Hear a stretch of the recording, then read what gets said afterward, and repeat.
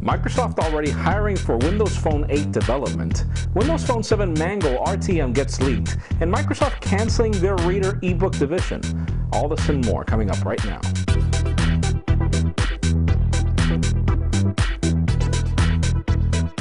Hello everyone, I'm Jaime Rivera with PocketNow.com and welcome to Windows Phone View, the show where we go through all this week's good and bad inside the world of Microsoft's Windows Phone platform. Let's start this week off with the good. Well, with news of Windows Phone 7, Mango, and Tango in the mix, it's interesting to see Microsoft already working on their Apollo project, which is Windows Phone 8. There's already a job posting out there for engineers to become part of the developer program of Windows Phone 8, and it seems very enthusiastic. Now, Windows Phone 7 was launched in fall of last year. Windows Phone 7 Mango is scheduled for fall of this year. And, well, we could assume that Windows Phone Apollo or 8 is scheduled for the fall of next year, but then whatever is going to happen to Tango, we're still wondering if that Tango project is really to bring cheap hardware and a cheaper version of Windows Phone for Nokia devices. And, well, everything is good news. Let's hope that it does happen, and let's hope that they get some really good people on that team. Speaking of software releases, Windows Phone 7 Mango RTM build 7720 was recently leaked, and interesting enough, remember, RTM means release to manufacturers. It's currently available in a thread on XDA developers, and according to the thread, everything works like a charm. Obviously, there are some things that need to be worked on yet, and it's not really simple to update, though. It's up to you. You can update your devices if you want, and, well, let's hope that everything works for the best. RTM is real. It's good news because even though it's hard to update, it means that Microsoft is pretty much just one step away from releasing. Now let's hope that the manufacturers hurry up, that the OEM carriers and everybody else just hurries up, because we want Mango on our phones now. And, well, Elbert Perez, famous game developer, just posted some images of different phones that are testing his games over at Redmond. It's interesting to see that in the list we have a Nokia 800 and an Acer M310.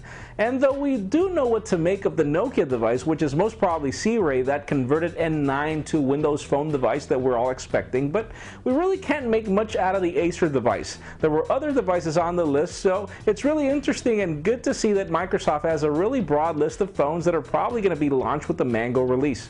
Let's hope there are more than last release, because people already know what Windows Phone 7 is, and people really like what they see. Well, Microsoft has announced 14 new game titles coming to Xbox Live, and you can expect them in the marketplace in the next coming months. Now, be sure to hit PocketNow.com for the full list and a brief description of all of these 14 games, because, well, the list is quite long. All the games are really quite good, so we take too long in posting them on the video. But it's really interesting to see that Microsoft is working hard on bringing more games to the platform, and then they're clear that the future lies on mobile. So expect these games really soon, hopefully, and most likely we'll see them when Mango comes to life.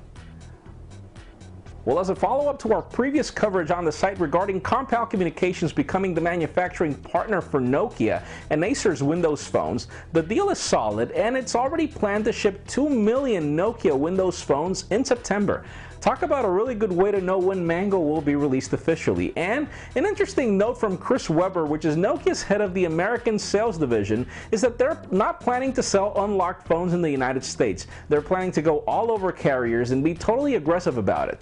They even plan to be aggressive enough to sell Windows phones, Nokia Windows phones, that are actually cheaper than the cheapest Android handset in the market. So that's really interesting. But Chris Weber is actually mentioning that they're planning to make this the biggest comeback in history.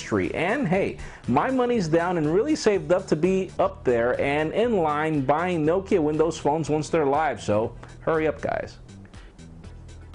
So one of the things we've noticed lately is the aggressiveness that Microsoft is using to launch Windows Phone 7.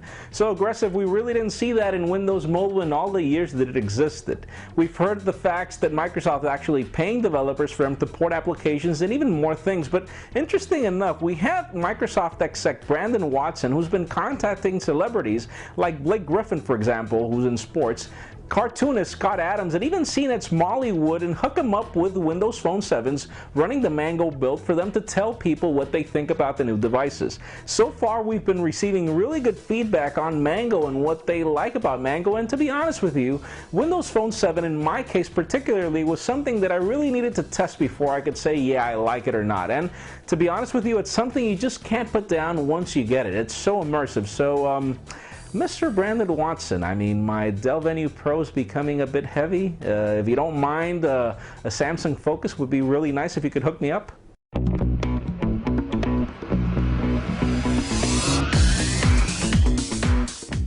Well, that does it for the good. Let's continue on with what's bad.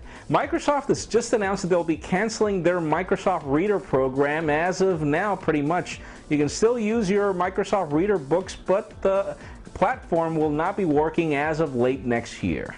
Sadly, these are very sad news in particular cases like, for example, mine, where I've purchased almost 40 Microsoft Reader compliant books that I can't read anymore. I'm actually carrying an old HP iPad 210 from the year of the Dark Ages because, well, first of all, Microsoft Reader never made it to Windows Phone 7. It's only being supported for Windows 7 and Windows in the past and tablets and pretty much UMPCs, but that's it. It never made it to Windows Phone 7. It's kind of ironic considering that the Kindle is now being such a success that Apple, who didn't sell ebooks as of 2 years ago, is now making a lot of money with ebooks. And, well, Microsoft, you've been in the business almost for 10 years, and you're pulling back from it. Really don't understand, and I'm really expecting for you to at least contact me and tell me, hey, you paid so much money for your books and here's your refund, or here's a copy of an Adobe compliant book, or probably e-reader from FrictionWise, or at least a Kindle book, man.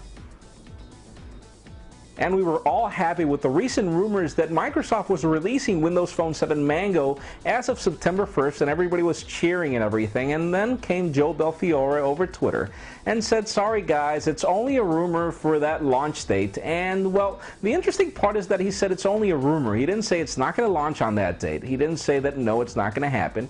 He just said it is a rumor. So hopefully we were right, and the platform will be launching so early, but again, RTM is barely out there. We haven't received any feedback from manufacturers or carriers, so not really sure what to make of it.